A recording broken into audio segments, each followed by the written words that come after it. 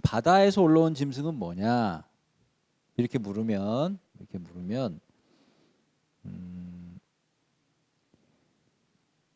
참 이게 어려운 부분인데요.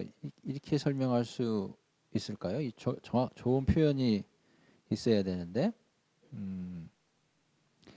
세상적인 권력 이렇게 표현할 수 있을까요? 예. 그러니까 이제 조금 더 풀었으면 정치적인 힘, 경제적인 힘, 군사적인 힘. 세상이 가지고 있는 힘이 뭐냐 그러면 이렇게 얘기할 수 있지 않습니까? 그죠? 예. 그런 부분들로 일단 이해하시는 게 좋을 것 같아요. 왜냐하면 안 그러면 머릿속에 개념이 안 잡히니까. 그러니까 바다에서 올라오는 짐승은 세상의 정치력, 군사력, 때로는 경제력. 그게 어떻게 보면 세상의 힘이잖아요. 그걸 지금 가지고 교회를 박해한다. 자, 두 번째, 땅에서 올라오는 짐승이에요. 또 봄에 11절에 또 다른 짐승이 땅에서 올라오는데 잘 봐요. 이번에는 어린 양같이 두 뿔이 있고 용처럼 말을 한다. 어린 양 같다라는 부분이에요. 어린 양 같다. 어린 양 같단 말은 어린 양은 아니죠. 속임수. 그러니까 지금 뭘 패러디하는 거예요? 사람들 하여금 어떤 착각을 유발, 내가 어린 양이야. 어린 양처럼 보이고자 한다는 거예요. 제가 아까 2단 얘기했죠. 어린 양 같지만 어린 양이 아니. 그러면 제가 이제 땅에서 올라온 짐승이 무엇인지 설명할 거예요. 그러면 그 얘기를 들으면 왜 이 짐승이 어린 양을 패러디했을까라는 게 이해가 되실 거예요. 자, 내용인즉슨 똑같아요. 용과 바다에서 올라온 짐승과 괴를 같이 하겠죠. 그래서 12절에 그가 먼저 나온 짐승은 바다에서 올라온 짐승이죠. 모든 권세를 행한대요. 그리고 땅에 사는 자들을 처음 짐승, 바다에서 올라온 짐승에게 경배하게 해요. 그러니까 이 땅에 올라온 짐승은 특이해요. 자기한테 경배하라고 그러는 게 아니라 바다에서 올라온 짐승에게 경배하도록 꼬드겨요. 이해하셨습니까? 네. 그리고 13절에 보면 큰 이적을 행하게 되고 사람들이 그걸 봐요. 14절에도 이적을 행함으로 땅에 거하는 자들을 미혹해요. 이러니까 미혹되는 거죠. 자, 땅에 거하는 자들을 미혹해서 땅에 거하는 자들에게 이르기를 칼에 상하였다가 살아난 짐승 누구예요? 바다에서 올라온 짐승이죠. 아까 바다에서 올라온 짐승이 3절에 머리 하나가 상하여 죽게 된 것 같더니 상처가 나와서 놀랐다고 그랬잖아요. 여기서 칼에 상하였다가 살아난 짐승은 바다에서 올라온 짐승을 얘기하는 거예요. 그것을 위해서 우상을 만들려고 꼬드겨요. 그리고 15절에 그는 땅에서 올라온 짐승이죠. 그도 권세를 받아요. 자, 이 권세 누가 줬어요? 다 용이 주는 거죠. 지금 용이 지금 두 짐승을 부리는 거예요. 네. 아까 얘기한 공중권세 잡은 자 아까 부리는 거예요. 자, 이런 표현 쓰죠. 너희가 전에는 하나님의 자녀가 아니더니 지금은 하나님의 자녀다라고 에베소서에 있어요.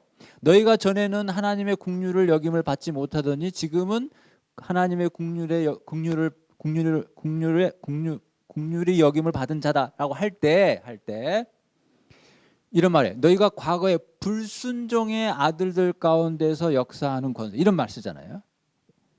그게 땅에 거하는 자들이 있는 주소죠. 그러니까 그게 예수를 믿지 않는 자에게 있어서 영향을 누가 미치고 있는 거예요? 공중권세 잡은 자가 불순종의 아들들 가운데 있는 그 영이라는 거죠. 그래서 우리가 하나님 나라를 확장시킨다는 게 뭐예요? 거기에 있는 사람을 데려오는 거죠. 예, 데려오는 거죠. 죄와 사망의 법에서 생명과 성령의 법으로 데리고 오는 거죠. 공중권세 잡은 자의 권한 안에 있는 그 영혼을 예수님의 품 안으로 데려오는 거죠. 예. 그게 구원이죠. 그게 전도고 그게 증언이죠. 예. 그래서 그가 권세를 받았다고 돼요. 15절에. 그리고 보세요. 우상에게 생기를 주어 그 짐승의 우상으로 말하게 하고 짐승의 우상에게 경배하지 아니하는 자는 다 죽인다는 거예요. 그러니까 뭔가 이적을, 우상이 말을 해요. 그러니까 사람들이 거기에 미혹돼서 우상에게 절을 하겠죠. 그리고 절하지 않는 사람은 죽이려고 한다는 거죠. 그러니까 지금 대적을 하는 거지 않습니까? 그렇죠? 그리고 16절에 이제 우리가 알고 있는 그가 모든 자, 작은 자, 큰 자 하면서 오른손이나 이마에 표를 받게 해요. 표. 그리고 그 표는 우리가 잘 아는 짐승의 이름, 이름의 수. 잘 세어보면 18절에 사람의 수인데 그 수는 666이다. 666이다. 자, 이렇게 13장이 끝나요. 자, 그러면 땅에서 올라오는 짐승은 바다에서 올라오는 짐승에게 경배하도록 유도하고 힘을 가해요. 그렇죠? 그리고 결론적으로 그렇게 경배하는 자들, 거기 있는 것처럼 땅에 거하는 자들은 이마에 표를 받는데 666이라는 표를 받았다 이 말이죠. 자, 그러면 666을 또 설명하려고 그러면 많은 이야기들이 있어요. 다 쉽게 얘기해서 666은 사람의 수라는 거예요. 이건 성경에 있는 그대로 666은 사람의 수다. 사람의 수라는 건 뭐예요? 하나님의 수가 아니라는 거예요. 사람의 수다. 사람의 수라는 건 하나님의 수가 아니다. 하나님의 수는 뭔데요? 7이죠. 7. 7이죠. 7이 하나님의 숫자죠? 네. 모르셨나요? 7이 하나님의 숫자입니다. 완벽한. 그 7일 동안 세상을 창조하시잖아요. 소아시아의 7교회는 7교회만 얘기하는 게 아니라 모든 교회를 대표하잖아요. 그러니까 7이라고 하는 건 그런 숫자죠. 근데 사람의 수는 6이에요. 그러니까 7에서 하나 모자라죠? 그러니까 자세히 보셔야 돼요. 얼핏 보면 7 같아. 자세히 보셔야 6이에요. 그래서 땅에서 올라오는 짐승은 어린 양을 패러디해요. 근데 어린 양은 아니에요. 예. 어떻습니까? 우리가 영적으로 분별해야 되는 부분들이 만만치 않다는 걸 잘 아시겠죠? 그 부분을 얘기하는 거예요. 잘 모른다는 거예요. 이게 짐승에게 경배하는 건지 하나님을 제대로 섬기는 건지 모를 수 있어요. 지혜가 여기 있다고 그러잖아요. 18절에. 지혜 있는 자는 그걸 보라는 거예요. 지혜 없는 자는 못 볼 수 있다는 얘기 아니겠어요? 네. 우리가 그런 지혜를 지금 가지라는 거예요. 아까도 말씀드렸지만 미리 알려주는 거예요. 앞으로 니네 헷갈리지 마. 어린 양 같은 존재가 나타나서 너희들 미혹할 거야. 근데 그것은 짝퉁이야. 6이야 6, 7이 아니야. 네. 그러면 결론적으로 이 아까 바다에서 올라온 짐승은 흔히 얘기하는 세상의 권력이라고 제가 그냥 쉽게 얘기를 했다면 바다에서 올라온 짐승이 그렇다면 땅에서 올라온 짐승은 우리말로 표현하면 뭘 얘기할까요? 우리말로 표현하자면 땅에서 올라온 짐승은 뭐라고 이해할 수 있을까요? 맞춘다고 제가 상품 드리는 건 아닌데 생각나는 게 있어요? 더 정확히 얘기하자면 정말 중요한 말인데 거짓 선지자예요. 거짓 선지자. 예. 제가 왜 중요하다고 말씀드리냐면 여러분 바울서신 13권 이후로 공동서신이라는 게 7권이 있어요. 잘 아시다시피 야고보서부터 유다서까지. 그리고 마지막 계시록으로 끝나고 물론 그 사이에 바울서신에 포함되지 않지만 히브리서라는 책이 있죠. 그다음에 사복음서와 사도행전 이렇게 26권인데 복음서 지나고 바울서신 지나고 공동서신부터 계속 등장하는 단어 중에 하나가 이 거짓 선지자예요. 거짓 선지자. 그 말은 뭐예요? 세상 끝으로 갈수록 여러분 예수님 당시에 있었던 사건은 지금 그 단어들은 안 쓰겠죠. 그렇죠? 예. 그때 있었던 일이니까. 그런데 공동소신부터 계시록까지 등장하는 이 거짓 선지자는 그렇게 등장했다는 것은 예수님 오실 때까지 존재한다 이 말이에요. 이 땅에서 올라오는 짐승, 이 거짓 선지자는 예수님 오실 때까지 존재하는, 물론 뭐 바다에서 올라오는 짐승도 마찬가지겠지만, 그러니까 우리가 생각하는 것처럼 뭐 거짓 선지자라고 하는 부분에 대해서 여러분들이 조금 더 이렇게 무게감을 두라는 거예요. 이 거짓 선지자는 보통 존재가 아니다. 예.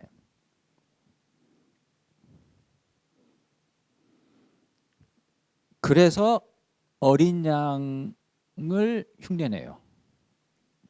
거짓 선지자가 성경 얘기하죠. 예. 그거예요, 그거. 예. 여러분, 뭐 우리 저쪽에 뭐 저도 그런 경험 있지만 교회에 어려운 일 생기고 다 이렇게 할 때 참 그럴 때 목회자 물론 이제 성도들도 잠단 경우도 있지만 그런 경우 있잖아요. 참 지금 마찬가지거든요. 그래서 우리가 성도로서 교회를 지켜가야 된다고 하는 게 참 큰, 그것도 중요한 일이에요. 그리고 주의 사역자들이 하나님의 말씀을 온전히 전할 수 있도록 우리가 기도하고 또 그렇게 응원하고, 때로는 뭐라고 할까요? 그렇게 안 했을 경우에 성도들이 무서운 줄도 좀 알고, 예? 무슨 말씀인지 아시겠어요? 그냥 아무 얘기나 하면 다 아멘 그러시면 안 돼요. 그냥 뭐. 예. 그게 좋은 신앙이 아니라니까요. 그래야 교회가 하나님의 교회로 건강하게. 그렇잖아요. 교회는 한 몸이잖아요. 머리만 이렇게 뛰어난다고 해서 몸 전체가 뛰어난 건 아니잖아요. 목사님의 비중이 큽니다. 그러나 목사님만 잘 하신다고 해서 교회가 다 건강해지는 건 아니잖아요. 성도들이 다 건강해야 건강한 거죠. 왜냐하면 교회는 한 몸이니까. 예. 그래서 여러분들도 그런 의식을 가져야죠. 뭐 목사님이 다 알아서 하시겠지. 예. 그게 진짜 순종하는 믿음 같지만, 그렇다고 뭐 목사님 하시는 일에 딴지 걸라는 건 아니에요. 목사님은 목회자의 사명을 갖고 헌신하시는 분이고, 우리는 성도로서 함께 교회를 세워가지만 목회자는 아니지만 목회자의 심정은 가지셔야 돼요. 제가 늘 하는 얘기지만. 그게 왕 같은 제사장의 역할을 하는 거예요. 우리가 왕 같은 제사장의 역할을 하는데 내가 돈이 있고 없고가 뭐 중요합니까? 돈이 있다고 해서 왕 같은 제사장 역할 잘하는 것도 아니고, 그거 아무 상관없어요. 내가 몸이 아프고 안 아프고가 뭐 그 역할 하는 데 있어서 물론 약간의 지장을 줄 수는 있겠죠. 그러나 아무 상관없어요. 왕 같은 제사장은 말 나온 김에 말씀드릴게요. 제사장이 뭐 하는 겁니까, 여러분? 제사장. 자, 우리가 왕 같은 제사장이고 천년왕국 동안 그 노릇을 해야 되는데, 다 아는 얘기지만 그래도 정리하고 넘어갈게요. 자, 저와 여러분이 제사장이에요. 그러죠? 동의하시잖아요. 그죠? 그러면 우리는 뭐 하는 일이, 뭘 해야 돼요? 제사장인데. 우리는 뭘 해야 돼? 예? 예배. 그거는 막 틀렸다고는 할 수는 없는데, 네. 분명한 것은 레위기처럼 우리가 짐승을 잡고 하는 건 아니죠. 예, 그런 건 아니에요. 그리고 제사장이라고 그래서 그것을 목회자를 지칭한다 이렇게 얘기하면 우리의 말이 틀리죠. 그럼 왕 같은 제사장은 목회자들만 해당되잖아요. 그건 아니잖아요. 예수 믿는 자가 다 왕 같은 제사장이니까. 그러면 제사장의 역할은 뭐예요? 그러니까 제사장의 역할을 목사의 역할이라고 생각하지 말라는 뜻을 제가 얘기하는 거예요. 왜냐하면 우리는 다 목사가 아니잖아요. 그렇지 않습니까? 예. 크게 두 가지가 있어요. 제사장의 역할은. 그거에 대한 답을 보려면 제사장의 시작점을 보면 되겠죠. 자, 레위기에 보게 되면 제사장의 역할들이 나와요. 제사장의 역할들은 이렇게 요약할 수 있겠습니다. 첫째는 제사장이 없으면 제사가 안 되죠. 제사자가 아무리 예물을 갖고 와도 제사장이 없으면 제사가 성립될 수 없죠. 예. 제사장이 있어야 제사가 돼요. 그래서 레위기에서 먼저 제사 얘기를 하고 제물 얘기를 하고 그 다음에 꼭 제사장 얘기를 합니다. 그래야 제사가 완성이 되니까. 즉 제사장은 제사를 성립시키죠. 그렇죠. 그럼 제사가 뭡니까? 제사는 하나님의 백성을 하나님 앞으로 인도하는 거죠. 그게 제사장의 역할이에요. 제사장은 하나님의 백성을 하나님 앞으로 인도합니다. 자, 우리가 제사장이에요. 누군가를 하나님 앞으로 인도해야죠. 이해되시죠? 네. 그게 어떤 거든 간에 누군가를 내가 말을 했든 행동을 했든 그에게 밥을 사줬든 그를 위해서 기도를 했든 그가 주님께로 갈 수 있도록 내가 뭔가를 했다면 제사장의 역할이죠. 첫 번째가 그겁니다. 두 번째 제사장의 역할이 있어요. 그게 뭘까요? 뭐 맞춘다고 상품 드리는 건 아니지만 두 번째 제사장의 역할은 첫 번째 제사장의 역할 제가 부연 설명 안 해도 잘 아시겠죠? 정말 중요한 거예요, 여러분. 우리가 왜 일하고 왜 우리가 직업을 갖고 왜 신앙생활을 합니까? 누군가를 주님께로 인도하는데 방점이 찍히는 거예요. 모든 것은 거기에 다 맞춰져 있는 거예요, 여러분. 네. 두 번째는 뭘까요? 제사장의 역할 두 번째. 제사장이 옛날에 뭐 했습니까? 거기에 다 있죠. 뭐 제가 뭐 없는 얘기를 하는 건 아니에요. 옛날에 제사장이 뭘 했습니까? 제사를 도와줬고 또 하나의 역할이 있었죠. 하나님의 율법을 가리켰습니다. 제사장들이. 자, 우리가 제사장이에요. 뭘 해야 됩니까? 하나님의 말씀을 가르칠 수 있어야 제사장 역할을 하는 거예요. 저와 여러분이 다 도전받는 부분이죠. 누군가를 하나님께로 인도하는 게 내 역할이고 또 누군가에게 하나님의 말씀을 잘 풀어서 설명해 줄 수 있는 게 제사장의 역할이에요. 제사장인데 하나님 말씀 몰라. 그럼 제사장 역할 못 하는 거죠. 그래서 부족하지만 제가 이렇게 같이 공부하는 것은 거기에 다 같은 뜻이 있는 거예요. 우리가 배워야 가르칠 수 있죠. 그리고 그것은 마땅한 성도의 도리입니다. 도리. 특별히 우리가 믿음의 가정의 부모라면 자녀들에게 말씀을 가르칠 수 있어야 해요. 원래 신앙교육은 가정에서부터입니다. 뭘 물어보면 교회 가서 전도사한테 물어봐라 이러면 안 돼요. 물론 이제 뭐 어려운 거는 물어볼 수 있지만 신앙의 어떤 컨셉이나 어떤 방향은 부모가 잘 지도를 할 수 있어야죠. 그래서 제사장의 역할은 크게 두 가지입니다. 백성을 하나님께로 인도하는 거고 또 하나는 하나님의 법을 잘 가르칠 수 있어야 된다. 자, 그래서 땅에서 올라오는 짐승은 제가 거짓 선지자다 이렇게 말씀을 드렸습니다. 또 한 가지만 보고 지나갈게요. 여러분 잘 보시면 그 바다에서 올라온 짐승도 그렇고 땅에서 올라오는 짐승도 그렇고요. 거기 그 13장 5절에 보면 입이라는 단어 있지? 입 보셨어요? 네, 입. 13장 5절에 입. 그 다음에 13장 11절에 말 보셨어요? 찾았습니까? 예. 자 보세요. 실제로 두 짐승이 우리에게 어떻게 영향력을 미칩니까? 어떤 도구로? 말로 하잖아요. 다 말이에요. 잘 보세요. 먼저 쉽게 얘기하면 거짓 선지자 말이죠. 말. 이 말 가지고 다 넘어뜨리는 거예요. 말 가지고 말이죠. 다른 거 없죠. 주먹으로 하지 않아요. 말이에요. 말이 중요하다는 거예요. 그다음에 바다에서 올라온 짐승 잘 보세요. 말이 있으면 말. 이해되십니까? 세상이 말을 하잖아요. 돈이 최고야. 말하잖아요. 텔레비를 통해서 세상의 교육을 통해서 우리는 세상의 바다에서 올라온 짐승의 말을 듣는 거예요. 너 명문대 가야 사람 대접받는 거야. 그렇게 말하잖아요. 너 대학 못 가면 사람 구실을 못해. 그런 말을 하잖아요.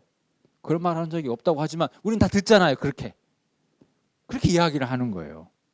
그 말로 교회를 미혹한다 이 말이에요.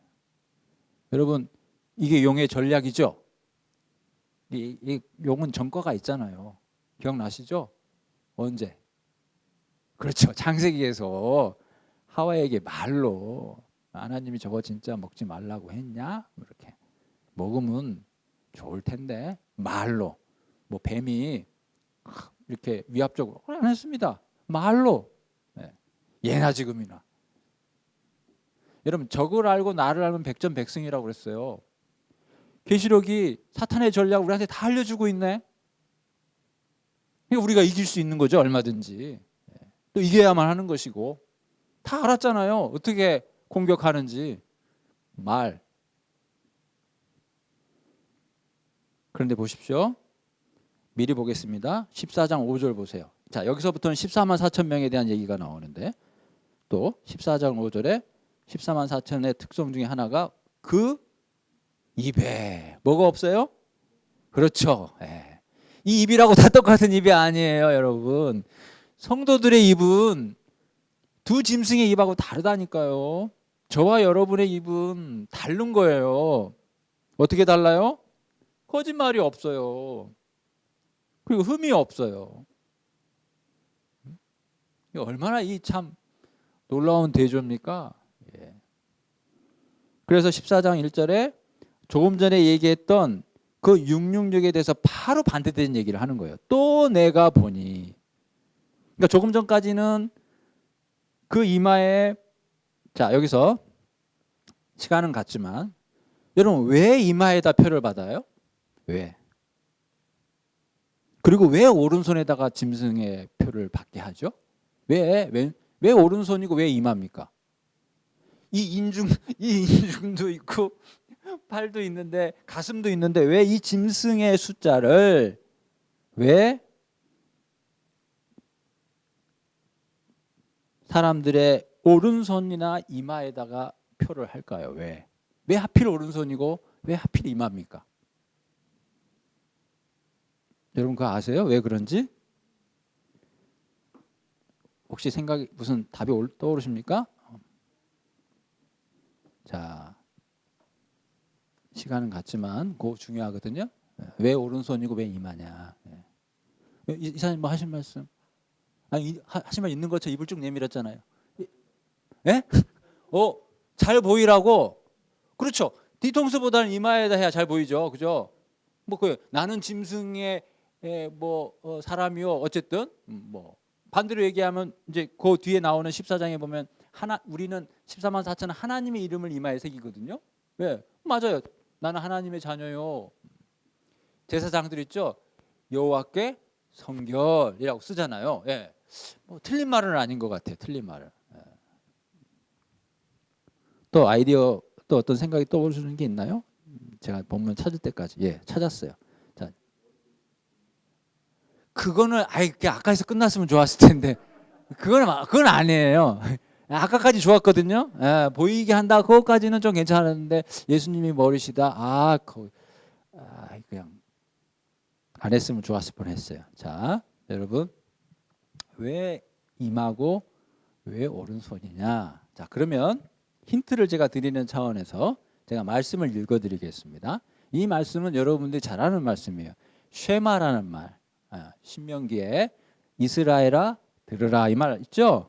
우리 하나님 여호와는 한 분이시. 그 본문, 그 유명한 신명기 6장 4절 말씀인데 그 다음 구절을 제가 읽어드릴게요. 한번 들어보세요. 그렇죠. 그렇죠. 이스라엘아 들으라. 우리 하나님 여호와는 오직 유일한 여호와시. 너는 마음을 다하고 뜻을 다하여 내 하나님을 사랑하라. 자, 그다음에 6절에 오늘 내가 내게 명하는 이 말씀을 너는 마음에 새기고. 자, 7절에 내 자녀에게 부지런히 가르치며 집에 앉아 있을 때든지 길을 갈 때든지 누워 있을 때든지 일어날 때든지 이 말씀을 강론할 것입니다. 사실 여러분 이것도요 그냥 지나치기엔 너무 중요해요. 자, 집에 앉았을 때든지 길을 갈 때든지 이게 뭔 말이에요? 누워 있을 때든지 일어날 때든지 이게 뭔 말이에요? 자, 성경에는 할 때 이런 게 있어요. 자, 한라에서 백두까지 그건 무슨 말이에요? 우리나라 전체를 얘기하는 거죠. 머리끝에서 발끝까지 그럼 내 몸 전체를 얘기하는 거죠. 그런 표현이에요. 집에 있을 때든지 길을 갈 때는 이 말은 모든 장소를 다 얘기하는 거예요. 그래서 어느 곳에든지 모든 장소를 얘기하는 거고, 누워 있을 때든지 일어날 때든지는 모든 때를 얘기하는 거예요. 그러니까 어느 때고 어느 곳이든 너는 말씀을 강론할 수 있어야 돼요. 자, 보세요. 자, 이게 제사장이거든요. 저기 내가 좀 준비해 갖고 제가 궁금한 거 내가 좀 다음 주에 봅시다. 어느 때든지 누구를 만나든지 하나님 말씀을 강론할 수 있어야 제사장이에요, 여러분. 여러분 갈 길이 멀죠? 갈 길 멀죠? 예, 여러분 저도 열심히 공부하는데 여러분 열심히 공부하셔야 돼요. 갈 길 멀어요. 제사장이 그냥 되는 게 아닙니다. 제사장의 역할이라는 게. 그리고 나오는 말이 8절에 너는 그것을 손목에 메어 기호를 삼고 내 미간에 붙여라. 예. 손, 이마. 예. 그거를 지금 사탄이 패러디하는 거예요. 하나님의 말씀이 있어야 될 그 자리에 짐승의 숫자를 새겨 놓는다 이 말이에요. 예. 얼마나 이 용이 주도한 놈입니까? 예? 예. 그러면 왜 신명기도 오른손, 신명기도 손과 이마고 왜 사탄도 그걸 패러디해서 손과 이마냐? 자, 이마는 생각을 대표하고요. 손은 행동을 대표해요. 자, 말씀을 미간에 새기고 손목에 맸다는 것은 내가 그 말씀대로 생각하겠다는 거예요. 내가 그 말씀대로 행동하겠다는 거예요. 자, 그러면 그 자리에 짐승의 표가 새겨져 있으면 그 사람은 그 짐승의 뜻대로 생각하고 그 짐승의 뜻대로 말할 거다 이 말이에요. 그거를 얘기하는 거예요. 왜? 짐승의 표가 새겨진 사람들은 사탄의 생각대로 생각하고 사탄의 컨셉대로 행동해요. 그래서 오른손과 이마에 그 표가 있는 거예요. 그러나 하나님의 구원받은 백성인 14만 4천은 14장 1절에 그 이마에 어린 양의 이름이 있죠. 아버지의 이름이 있어요. 얼마나 복된 일입니까? 예. 여러분 13장을 읽으니까 14장 1절이 더 부각되죠. 그죠? 그냥 14장 1절에 네 이마에 어린 양의 이름이 있어 그러는 것보다 그렇지 않으면 내가 짐승의 표를 살고 영죽을 운명인데 이게 웬 은혜요? 웬 사랑인지 내가 주님을 믿는 자가 되었다는 거예요. 여러분 이걸 묵상하면 지나가는 사람한테도 돈 많은 지어주고 싶지 않아요? 뭐 맛있는 거 사 먹으라고? 사랑이 넘치는 거죠, 사랑이. 그래서 교회 가면 그냥 성도들이 그냥 눈에 보이고 그냥 뭐라도 내가 해줄까? 그게 되는 거죠. 내가 직분자니까 그렇게 하는 게 아니라 사랑이 이렇게. 그 사랑이 어디서 나와요? 내가 받은 구원에 대한 충분한 이해에서 나오는 거예요. 이해에서. 내가 짐승의 표를 새긴 것도 모르고 그냥 어두운 곳에 갈 건데 그냥 하나님이 날 사랑해서 그냥 이마에다가 그냥 하나님의 것 이렇게 탁 그냥 새겨가지고 얼마나 복됩니까? 내가 아무리 가난해도요. 이 복된 은혜 찬양하는데 그게 무슨 장애물이 되겠어요? 과부의 두 랩돈 그게 전부라면 그거 바치면 되는 것이죠. 꼭 뭐 금은 보화를 바쳐야 됩니까? 없는데 있는 거 바치면 되는 거 아니에요. 예수님이 제일 많이 됐다고 하지 않습니까? 절대 아까 얘기했던 그런 것들은 부차적인 거예요. 없으면 불편할 뿐이겠지만 그것 때문에 우리가 하나님의 자녀로서 지금 우리 계시록 가운데 우리가 왕노릇 하는데 전혀 그것 때문에 못한다. 그거 스스로 속는 거예요. 절대 그거 아니에요. 돈이 없으면 구제를 못하겠지만 그거는 없으니까 못하는 거죠. 그거하고 상관없어요. 자, 그들이 하나님 앞에 노래를 한다 그렇게 되어 있죠. 구원받은 자 외에는 배울 수 없는 노래다. 읽어보시면 되고요. 자, 그리고 그 어린 양의 이름이 이마에 썬 사람의 특징을 설명합니다. 4절에 이 사람들은 14장 4절 여자와 더불어 더럽히지 아니하고 순결한 자다. 그리고 어린 양이 어디로 인도하든지 따라가는 자다. 여러분 저와 여러분이 이런 사람이라는 거예요. 어린 양이 어디로 인도하든지 따라가겠다고 결심한 자예요. 여러분 맞습니까? 근데 어린 양이 가는 곳이 어디예요? 십자가네. 여러분 그것도 감안하셔야 합니다. 예수님이 가는 곳 따라가면요, 그 자리가 죽는 자리일 수 있어요. 그래서 순교하는 거 아니겠어요, 여러분? 지금 그럴 각오로 따라간다는 거예요, 지금. 아니, 내가 가고 싶은 데는 따라가고 안 가고 싶은 데는 안 따라가고, 그게 아니라 어린 양이 어디로 인도하든지 따라가는 자다. 죽기까지 예수님 따라가라 그러면 아멘 하기 좀 조금 무겁죠, 그죠? 죽는 건 그러니까. 하나님이 얼마나 참 고마우신지 요한 1서에 보니까 너희가 세상의 재물을 가지고 형제의 어려움을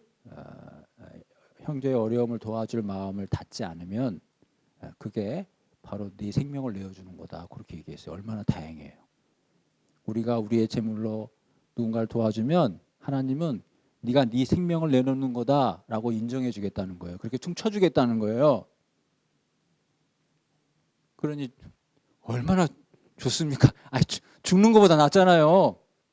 돈 그것 좀 나도 없으면 아쉽지만 그래도 죽는 것보다 낫잖아요. 돈을 내놓는 게. 궁금하시면 요한 1서를 읽어보십시오. 요한 1서 5장까지밖에 없는데 거기 안에 보면 제가 말한 내용이 있습니다. 궁금하시면 읽어보세요. 그리고 그 사람들은 아까 얘기했죠. 그 입에 대조되는 입이에요. 자, 그 다음에 새 천사가 나옵니다. 그 새 천사가 세상에 전할 영원한 복음을 6절에 가졌다고 되어 있고요. 자, 뭐라고 얘기하는가? 7절에 하나님을 두려워하여 그에게 영광을 돌려라. 그의 심판의 시간이 이르렀다. 그렇게 되어 있죠. 그리고 그 하나님을 경배하라 라고 천사가 첫 번째 천사가 그렇게 이야기를 합니다.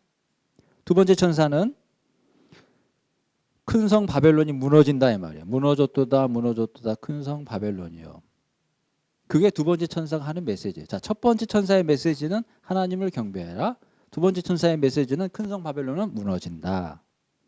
그것을 진노의 포도주란 말을 썼네요. 진노의 포도주. 이 말은 조금 이따 나오니까 잘 기억해 두시고, 세 번째 천사 9절에 하는 말이 아까 얘기한 짐승과 우상에게 경배하고 이마에나 손에 표를 받게 되면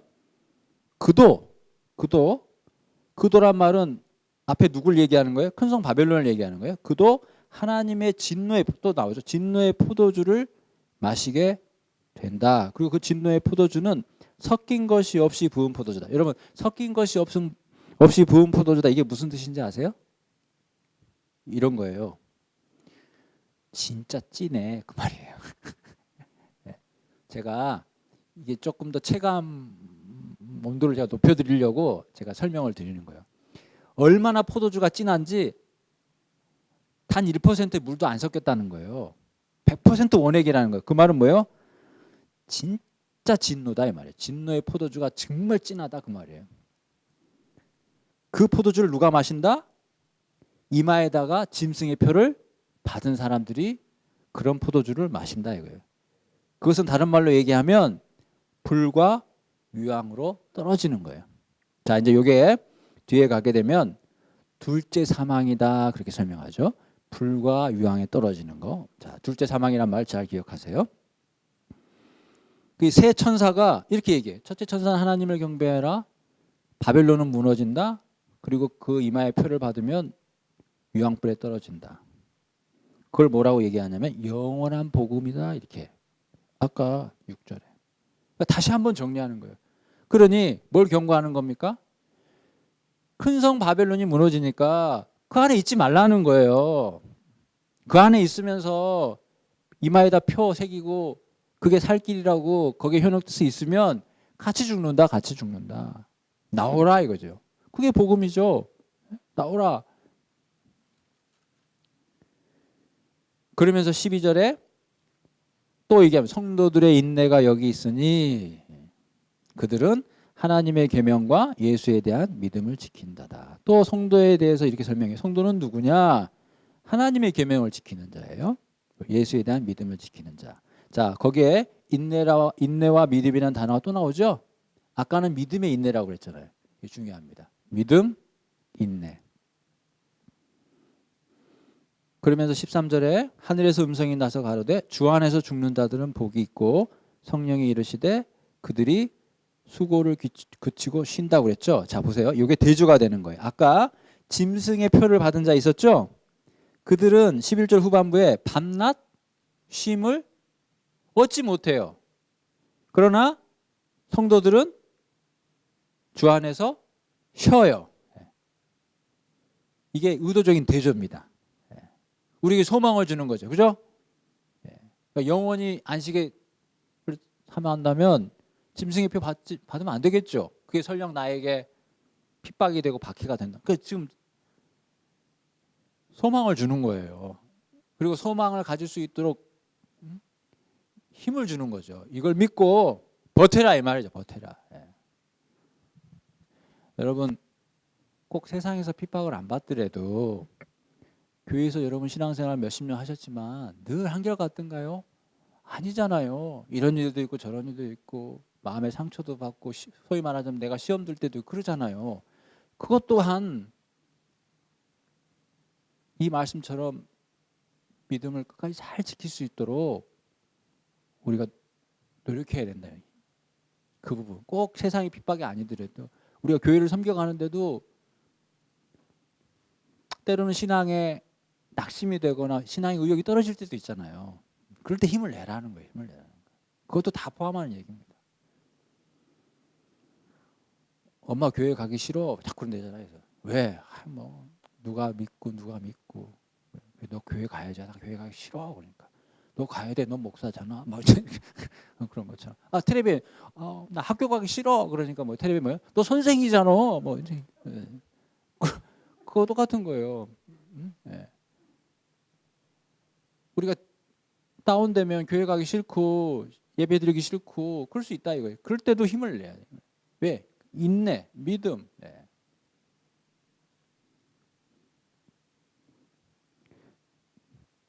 자, 주 안에서 죽는다들은 복이 있다 그렇게 되어 있죠. 자, 여러분 제가 지난번에 말씀을 드렸는지 모르겠지만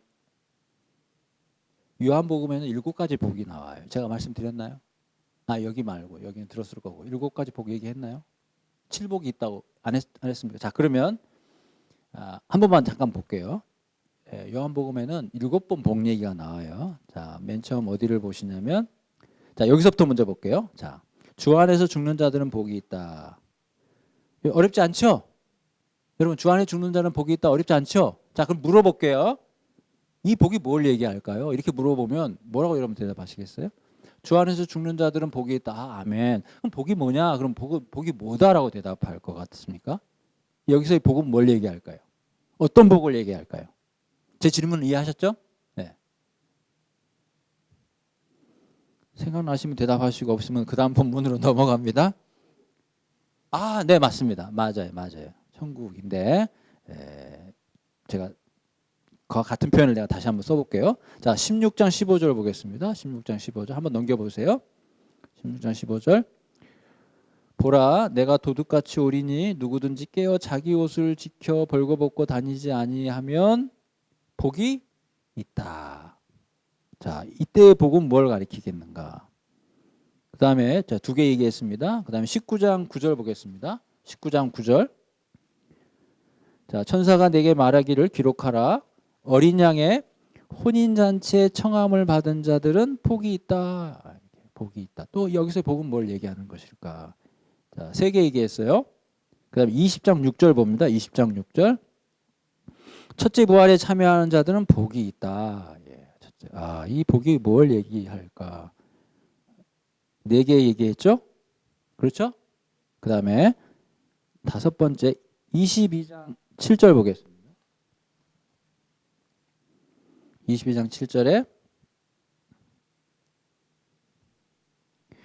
보라 내가 속히 오리니 이 두루마리 예언의 말씀을 지키는 자는 복이 있다. 이 복이 뭘 얘기할까? 그 다음에 22장 14절입니다. 22장 14절 자기 두루마기를 빠는 자들은 복이 있다. 두루마기를 빤다. 이게 뭘 의미할까요? 혹시 옆에 그 관주 달린 성경에 보면 그리스도를 구세주로 영접하고 그분이 흘리신 보혈의 죄 씻음을 받는 것을 가리킨다. 이렇게 되어 있죠. 예. 지금까지 얘기한 게 여섯 개예요. 자, 나머지 한 가지. 그것은 여러분 알고 있는 요한계시록 1장 3절이죠. 이 예언의 말씀을 읽는 자와 듣는 자와 그 가운데 기록한 것을 지키는 자가 복이 있다. 자, 그러면 7개의 복을 얘기했어요. 그러면 이 복은 뭘 얘기할까요? 구원을 얘기합니다. 구원. 예. 계시록은 구원받은 자가 복이 있다 이렇게 설명하는 거예요. 그래서 구원받은 자는 두루마기를 빠는 자고, 구원받은 자는 죄의 가리움을 받은 자고요. 구원받은 자는 첫째 부활에 참여한 자예요. 그러니까 예수 믿고 구원받는 것이 복이라는 거죠. 이해하셨습니까?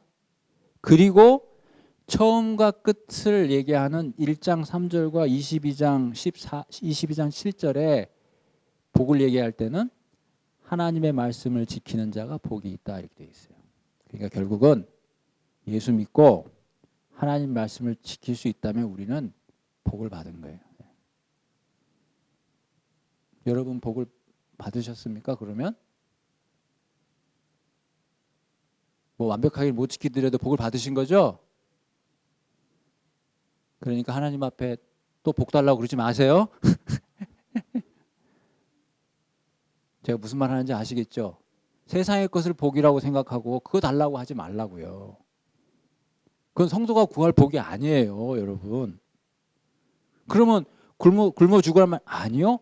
사람이 떡이 있어야 살죠. 예수님이 뭐라고 그래요? 사람이 떡으로 사는 것이 아니라고 그래요? 떡으로만 사는 것이 아니라고 그랬죠. 그 말은 뭐예요? 떡 있어야 된다는 걸 예수님 아세요. 그러니까 이스라엘 백성을 광야 가운데 만나러 먹이셨잖아요. 하나님 왜 몰라요? 돈 없으면 못 산다는 거 하나님 왜 몰라요? 알죠. 그러나 그것은 이방인들이 구하는 것이라고 그랬잖아요. 예수님 믿고 구원받은 자는 하나님의 나라를 구해야죠. 내가 예수 믿고 말씀을 순종할 수 있다면 내게 주어진 복이 크다. 이것이 내 진짜 복이다. 이렇게 살아야죠. 나머지는 주면 받고 안 주시면 마는 거죠. 뭐. 그렇지 않습니까? 여러분 지금까지 여러분 뜻한 대로 다 되든가요? 아니잖아요. 다 주어진 대로 가는 거예요. 우리가 뭘 구해야 해요? 진정한 복을 구해야죠. 세상의 복을 구하는 건 어리석은 거예요. 그것은 이방인들이 구하는 것이죠. 무엇을 먹을까, 무엇을 마실까 하는 것은 이방인들이 구하는 것이죠. 여러분 시편 기자가 뭐라고 그래요? 시편 27편에 내가 내 일생에 한 가지 하나님께 바라고 구하고 싶은 것이 있다. 그렇게 얘기하잖아요. 여러분 그게 뭔지 궁금하시죠? 시편 기자는 이렇게 해요. 그것은 내 생전에 여호와의 전에 살면서 여호와의 아름다움을 바라보면서 그의 성전에서 사모하는 것이다. 그게 내 평생에 하나님께 구하는 것이다. 그게 진짜 구하는 거죠. 성도가 구하는 거. 거기 어디에 하나님 밥 주세요, 떡 주세요 하는 게 어디 있어요? 나는 하나님만 구합니다. 그 얘기 아닙니까? 시편 기자가. 우리에게도 그런 신앙이 있어야 되지 않아요? 네. 당장 내일 먹을 밥이 없더라도 오늘 하나님의 나라와 하나님의 의를 구해야죠. 그러다 죽으면 어떡해요? 죽는 거죠. 아까 죽기까지 복종하기로 했잖아요. 예. 그럼 순교죠 뭐. 예. 영광스러운. 자, 요한계시록의 7가지 복. 그것은 구원을 이야기하는 것이다. 그리고 그 복은 어떻게 받는 것인가? 예수 믿고 하나님의 말씀을 지키는 것에 달려있다. 그렇게 말씀드렸습니다.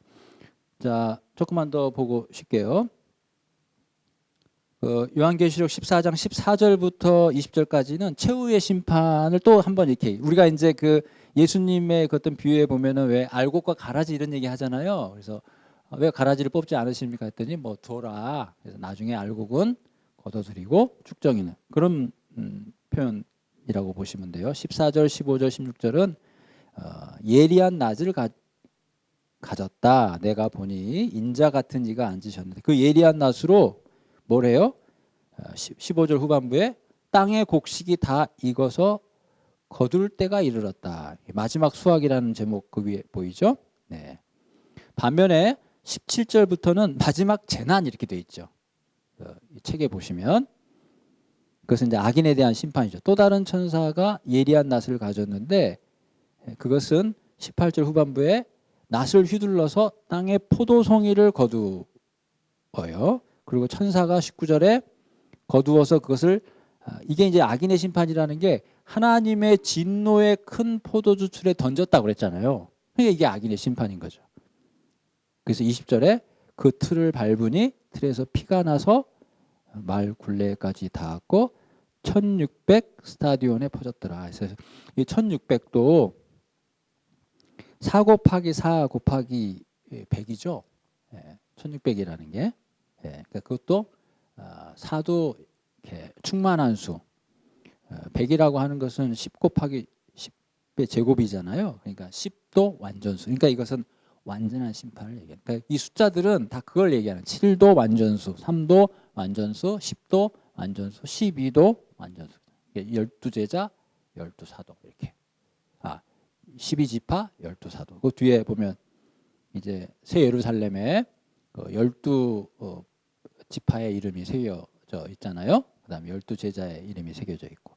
자, 잠깐만 쉬었다가 이제 15장부터 하도록 하겠습니다.